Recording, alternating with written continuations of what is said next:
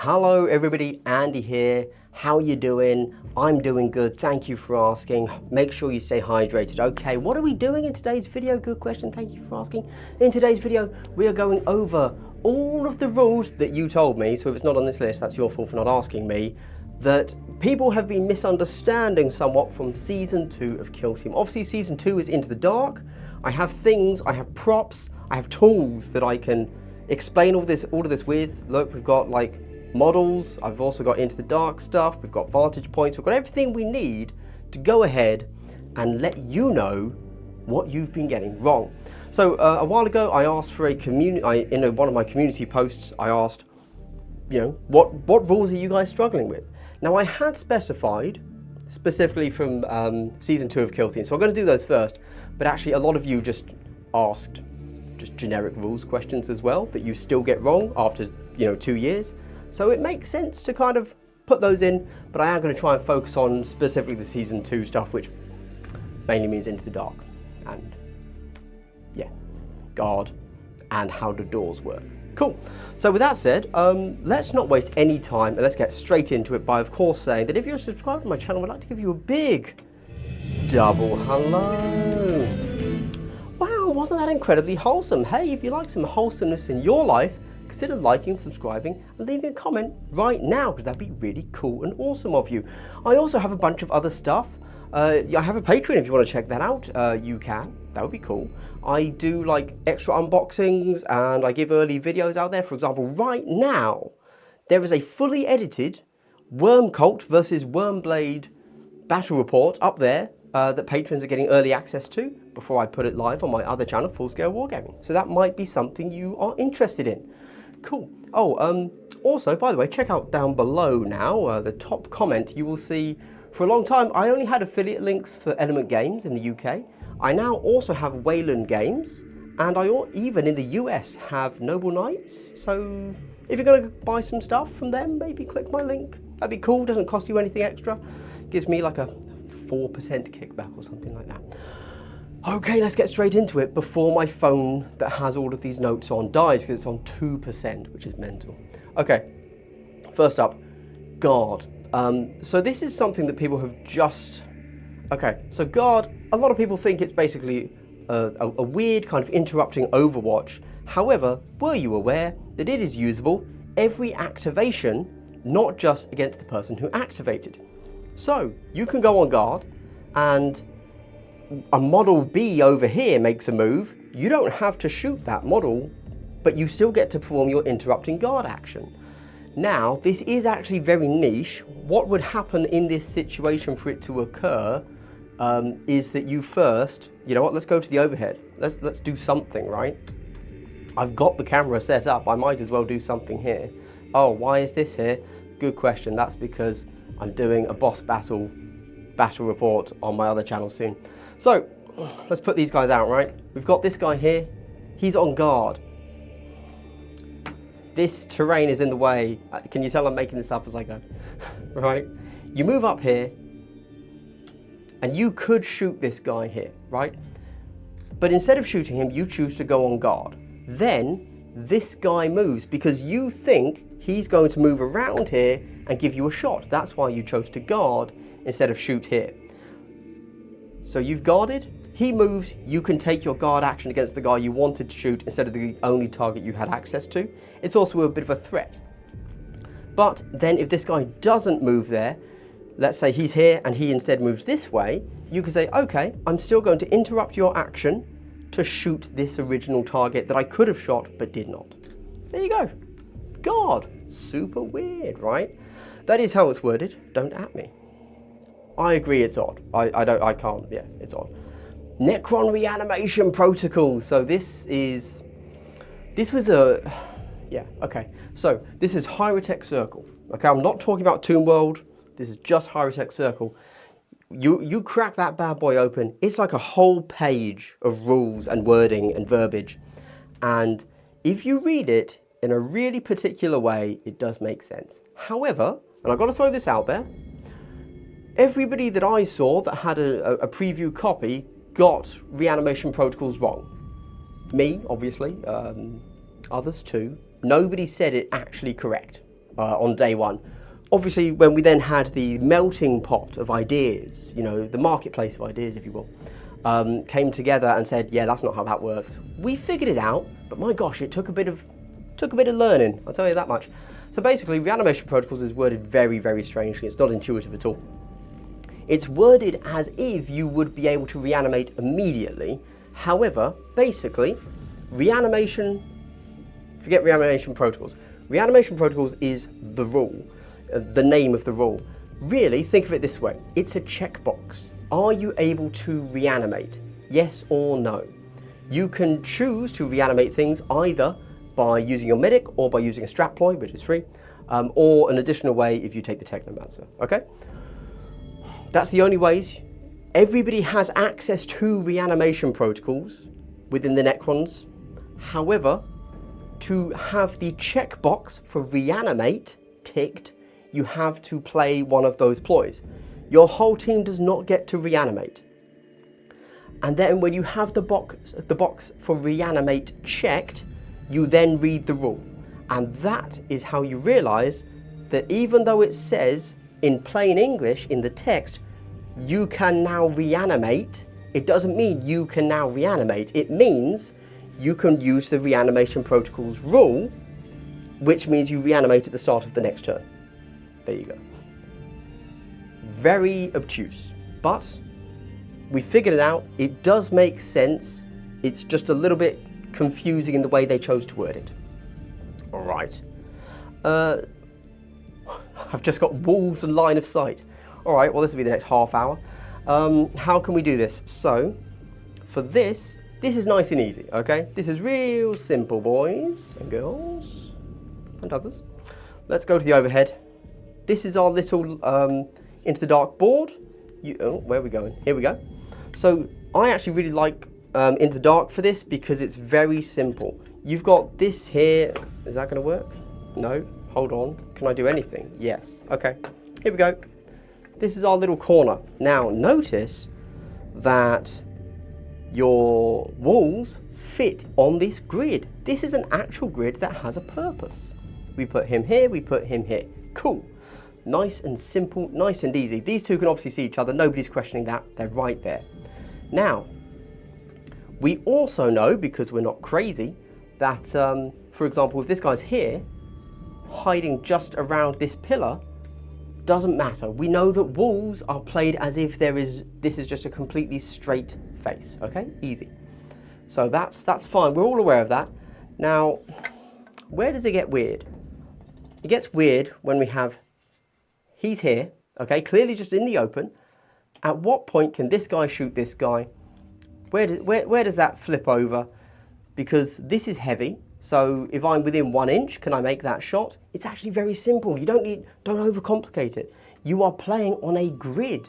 So you see this line here that lines up with the edge of the column. As soon as your base goes over that line, boom, you have line of sight. Easy. You don't have to worry about how everything else works. Your base clips over that line. You then have full line of sight to the whole of this corridor. Nice and simple, really like it. We then, however, have to talk about doors. So let's get the door open, shall we? So there's not much I can really say about this one, actually. It's just doors are doors. And unfortunately, this is where, although I was just praising Into the Dark for having such simple line of sight, doors are the only place where you have to then actually just sit down and figure it out. There's no easy way to tell by the grid that is the floor you're playing on. It's just straight up, line of sight, get out your laser line. Can I draw, a single line from my base to the whole of your base without clipping any of the doors? Well, with such a large 40mm base, almost certainly not, no, but not from this distance and angle. But yeah, there you go. There's no trick to it. It just is what it is. However, if we flip it this way, doors. This door here, in fact, what do you do with the door once it's open? Is it really there? Do we pretend it's not there? Is this guy stood here in cover from this guy? Because we know that walls, they're straight. It's like they're not there, but a door is open. Luckily, this has been confirmed It was either in FAQ or discussion, I can't remember to be honest, where yes, doors are a real physical object and we play them as if they are just a totally normal piece of heavy terrain. So if he was here, he would 100% have obscuring from this door. If he's here on a conceal, he is behind a door, behind a piece of terrain, can't be shot. There you go. Easy, easy. I'm smashing through these fast as I can, sorry. There's a lot. Right, doors, walk through, door walk, oh, okay, that was that, yep. Forward deploy on ITD. Okay, so forward deploys were changed. We were aware of that. There are several factions that have access to a forward deploy. We're obviously thinking of, like, you know, commandos are a big one at the moment, where people have discovered that, hey, just spending 3 CP to forward deploy 3 times is really, really strong on open, but they're not doing it so much in ITD. That's because in ITD, there's a little bit of a rules change on that bad boy. Instead of being able to forward deploy anywhere, or however your rule specifies, they've changed it so that you get to make a, is it normal move? Probably should have checked. It's either a normal move or a dash, either one. But keep in mind that at the end of that move, I'm sure it's a 6-inch move, but it might be a dash. Don't hold me to that one, lads. And then you can open a door. Now you can't move through the door because it has to happen at the end of your move, so it must be a dash, mustn't it? Anyway, but you get to move and open a door as part of your forward deploy now. So keep that in mind. That's very useful. A lot of people weren't aware you could open a door, despite knowing that they were not allowed to just deploy anywhere anymore. Cool. What have we got next, chaps? What's changed in Into the Dark? Oh God.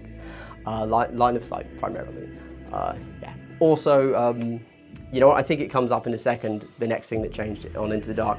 But also, one of the really big things about Into the Dark that's changed is the board and the fact that every map has a layout, whereas we didn't have that so much in Core and we were kind of all guessing. Yep. How do you control them? Okay, so I guess we've kind of moved on now. No, there's more guard actually, sorry. But apparently I must have just gone down my community post and just put them in one by one. So, how do you control an objective? So controlling anything is always done within 2 inches unless it specifies otherwise. Or, for example, to perform an action, that's almost always within 1 inch. Hence why my objective markers, by the way, look at that. It has both a 2-inch and a 1-inch circle. Those are available on my Etsy store. You can see the link in my description, I suppose, if you... Very limited stock, just going to throw that out there. But yes, if you do go and buy any of these objective markers, make sure they have the 2 circles, both the outer and the inner. That's also available to my patrons as a download file you can print off yourself at certain tiers. Anyway, yeah, and then you just have to have more APL within that control area, whether it's the 2-inch or the 1-inch, typically 2-inch, than your opponents. Easy peasy. Cool, cool, cool. How does a free action work? Right, free actions are not free. They are free in cost, but not in restriction. There you go. That's the best you've learned. Take that to heart, put it in the bank, the spank bank, if you will. Yeah, that's just, a free action makes it seem, it's poor verbiage in my opinion. When you hear free action, you assume you can do it regardless of anything, but it simply means you don't spend the point to do it. But it still has to be a legal action, so if you have already performed a fight action in your activation, and then you get something that allows you to perform a free fight action, you can't do it, unless you're able to fight twice, obviously, because you just don't have to spend the APL, but it's not spending an APL that is stopping you from fighting a second time. Free actions, there you go. How does guard work with hatchways and hatchway fight? Oh, okay, yeah, okay. How does guard work with hatchways and hatchway fight? What about interrupting other things like between colours and Quicksilver Strike? So, for those of you unaware, guard, you know what, no, which one do I do first? Do I define guard? Let's go to the top down quickly. So, you're here, boom boom, you got some dudes here, you got some dudes, okay. Oh, let's make sure they're all actually on the board so we can see them all. Nice, okay, so we go, this guy stood here, he thinks, let's do it this way. He thinks he's guarding the door, and he expects that you're going to open it and he can blast you in the face. However, maybe he's incorrect. So you move up, you open the door. What now? What goes down? Basically, is he able to guard? Are you able to hatchway fight immediately without him guarding? What goes down? No, so you've opened the door, you still get to guard. Yeah. However, with this specific instance, you wouldn't get to... you don't get to shoot him when he's over here, but the way guard works is you can choose to do a point-blank overwatch or a fight action. So even if he opens the door, you still get to perform your guard action, if you choose, before he hatchway fights because he has opened the door. And that is an action. Cool. Let's quickly go back here. We are now going to get a little bit into it. So I had a quick read before. So up here, top left, we see, oh, not particularly well, we don't, because I've cropped it. Let me read it to you. I'm going to read to you between colours. You see if you can guess the answer before I finish reading all three of these rules. I'm only going to read two. Between colours, until the end of the turning point, friendly Void Dancer troop operatives can perform shoot actions during normal move actions. Any remaining increments of blah, blah, blah. Nobody cares. The rest of it's not relevant. So, did you see it there? Perform shoot actions during normal move actions. How does that interact with guard? Good question. Let's have a quick read of the Wormblade, Quicksilver Strike. Once this turning point, when an enemy operative is performing a normal move or dash action and moves within 3 inches of this operative, you can interrupt that action to perform a free charge action with this operative. Cool, essentially. If you do so, that enemy operative's action ends without finishing their move, and you must then perform a free fight action with this operative against that enemy operative. This action is treated as fight action for the purposes of action restrictions. Then go to guard. How the hell does guard work? Good question. Once during each enemy operative's activation, after that enemy operative performs an action, you can interrupt that activation and select one friendly operative on guard to make one of the following guard attacks. Okay? So, let's quickly spell that out for us. Hold on. I can't see my screen. There we go. Very quickly. We've got this. My phone's not going to survive, is it? You're here. You've guarded. This guy chooses to move to there. Did you get to guard before he moved? No. Because it clearly says that, well, sorry, it doesn't clearly say. I am pointing out to you that you don't get to guard before the action occurs. You guard after the operative has performed the action. Okay? That's key to this point. I want to point that out. Point. Okay, so that's the guard, yes. So how does that work with between colours and Quicksilver Strike? Because this video could go on for far too long, I'm just going to tell you. You can interrupt between colours, you cannot interrupt Quicksilver Strike. There you go. Didn't need to say any more than that. How do I know? I just do. Hey. I could be wrong. You never know. Legit, leave. If you think I'm wrong about that, or if you think I'm right, answer me, tell me, because that was just my reading of it. You never quite know, but I'm pretty sure that is correct. Right. Cool. What have we got next? Cover and being able to retain an extra one, but hit with AP2. Oh yeah. So this is nice and simple. So this is like, let's say you have either the rogue ability from Recruity Boys, Fast Stalker Recruit Hounds, I don't know, or the Wormblade dudes, who are able to retain 2 dice from cover, okay? This is nice and simple, so basically, it doesn't matter.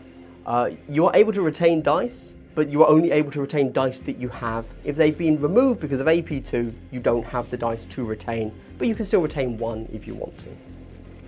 Nice. Placing barricade, oh, okay, so, barricade placement. Hey, off the top of your head, do you know the different rules? So basically there's like 4 different rule sets. I just wrote down the answer because this is something that I always forget. So there are 4 different possible rule sets for where you are allowed to place barricades. There's core rules, you know, using normal tac ops, normal match play. There's crit ops pack, there's into the dark, and then there's into the dark with the crit ops pack. These are 4 separate rule sets.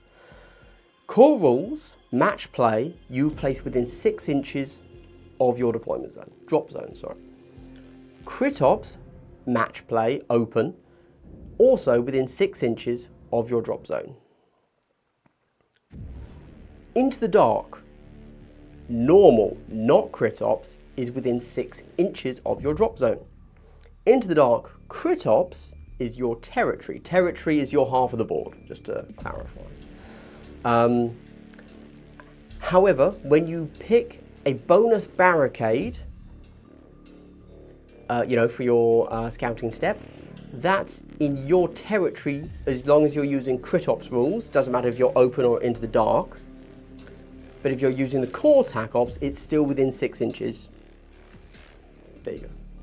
That is very confusing. I forget that every time. Pretty much every time I'm playing with someone, I'm like, where can I put my barricade? Because I can't remember. There you go. Nice.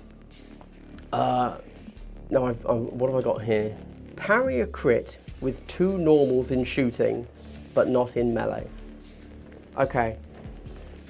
So, when this is just somebody said it, I don't have like a fun mnemonic to help you remember this, but basically, defense dice is your armor. Okay, can I figure this out? Defense dice is your armor. It's a representation of either your agility or your defense, like your shield, okay? Because of that, you can upgrade how defending you are to block a crit using 2 of your dice, okay? It's like, it's a little bit of an abstract thing. You can say, oh, this guy's so good at defending or dodging, whatever you want to consider your defense as being, that you can stop even a critical hit. However, when you are then fighting, the theme isn't so much one guy's defending, it's you are both in a life and death struggle. So if you don't have that crit, you can't put 2 of your normals to stop a crit. Does that make sense?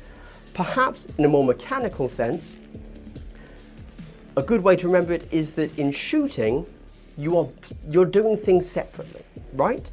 The attacker rolls, he decides if he wants to reroll, he decides if he wants to retain. Cool, he's done. You know exactly what you are up against. You then get to roll your 3 defense dice, right? And then you can decide what you want to do, and you can specifically match up your rolls to his rolls. Cool. Their rolls. Okay? However, so it's a little bit tactical in the sense of you get to decide. You have perfect vision of what's going ahead. However, when you're fighting, you don't really get to know that. You are actioning on a single dice at a time. So you can't use 2 dice to block a crit. That's just not something you can do. You have 1 dice in a fight at all times to do something with. You don't get to use 2 together. There you go. That's about it. I did have one more, but I don't. It didn't seem very interesting. How to improve line of sight in the next edition while keeping obscuring. Okay. Final. So, in the past, every time I've said, "Oh, line of sight, bit iffy, isn't it?" I've generally come to, I should have thought about this before answering. So here's what I would do, okay? You've got to keep the engaged and concealed. You've got to keep the orders, they're amazing. 10-10, wood bang, love them. They add lots of theme, they also add lots of tactical depth. However, in the past, every time I've said, oh, we should simplify the line of sight, it generally involves removing non-reciprocal shooting, okay? However, if you remove obscuring, no, if you keep obscuring, you're probably going to be keeping non-reciprocal, right? Unless you decide everything is reciprocal, and so to keep obscuring, you keep everything the same, except the way you draw cover lines would be a single line to a single line, and that's it. You don't need to draw a cone. You need a single line from your base to touch any single part of their base, whereas right now it's a single part of your base to touch the whole of their base. If you just change that to a single line to any point on their base, one teeny tiny, 1 millimeter wide point on their base, then you would be able to, then line of sight would always be reciprocal, and you would keep obscuring. Personally, I'd be cool with that. That would be fine by me. That's how a lot of other games do it. It's very much a thing where you just need any part of your either model or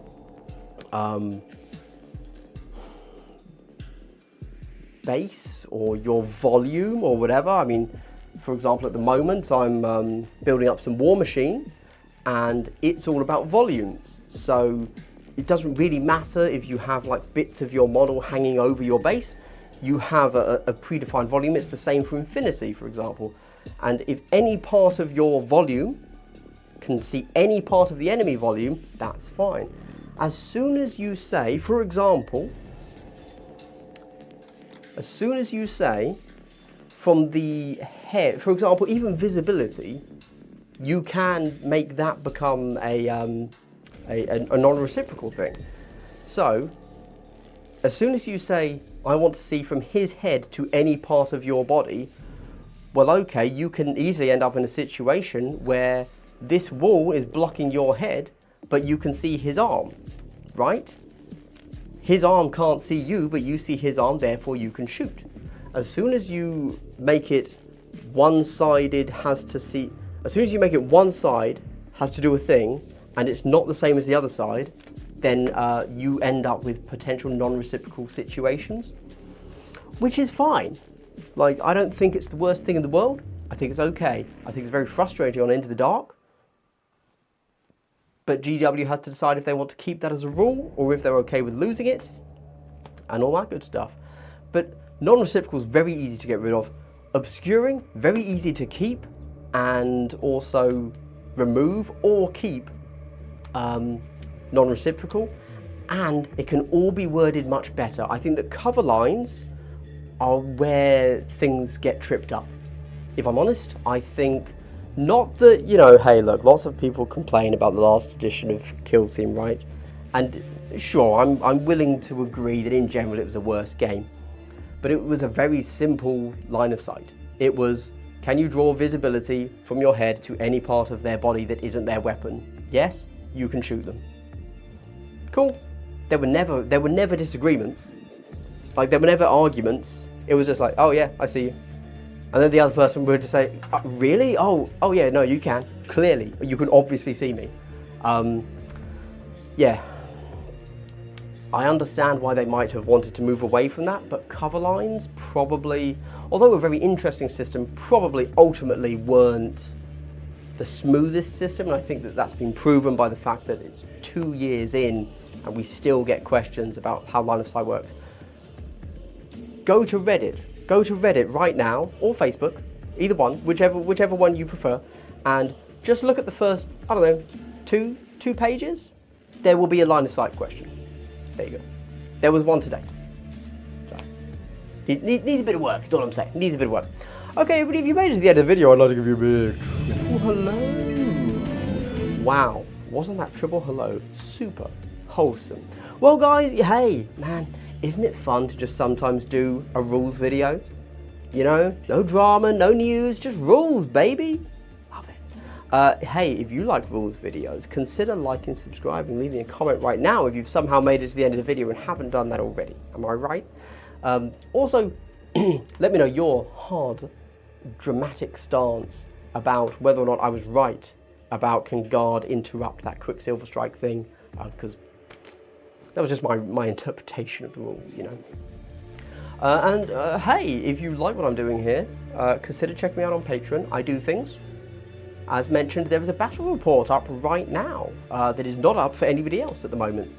And also coming on my other channel, which currently is called Full Scale Wargaming, but that might change because I'm not playing 40k anymore, so why call it Full Scale Wargaming, right? It was meant to be a whole thing about the scale of the game. I seem to be a skirmish. I'm a skirmish dude, it's cool. Here we have a Norn emissary, and I have made a boss battle rule set, and I'm going to be playing it over on that other channel. So if you're interested in seeing that, go sub over there. That'll be out at some point. I'm not rushing myself with that other channel. Anyway, this has dragged on far too long. Guys, girls, chaps, chapesses, chapai, stay G, stay hydrated. Bye.